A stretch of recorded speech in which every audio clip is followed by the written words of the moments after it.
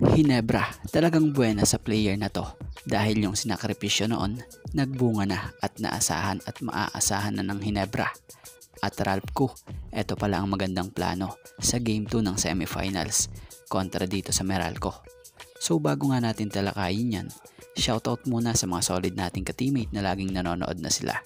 Edgar Nakasi, Roland Bonjok, Noel Hernandez, Mercy Llores, and Jacqueline Ricaplaza. Mas lalo nga ngayong bumilib ang mga fans ng Hinebra kay Ralph ko matapos ang pinakitang game nito sa Game 1 ng semifinals. Napakasimpleng gumalaw, walang yabang, walang angas, malaki ang kumpiyansa sa sarili. Yan ang player na low profile. Kaya naman yung ganitong player malayo ang mararating nito.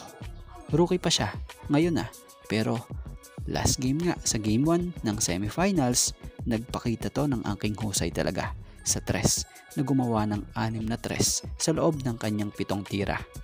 So ngayong Game 2 ay looking forward nga raw siya. So pansin kay Ku na maganda ang mindset at plano na to sa mga susunod na game nila.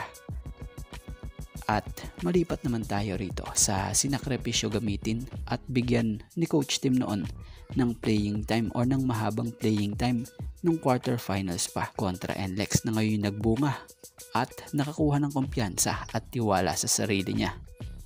So eto nga si Stanley Pringle, kung mapapansin nyo parang bumalik yung prime niya, yung iconic stop and pop niya na talaga namang pamatay niya sa kalaban na lagi niya nga noong ginagawa na nagawa niya nga muli ngayon. Yung kanyang mga tricks na layup nagagawa niya na rin ulit.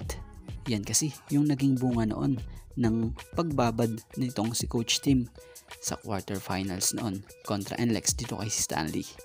Yung tiwala sa sarili at yung resulta, yun nga nangyari na.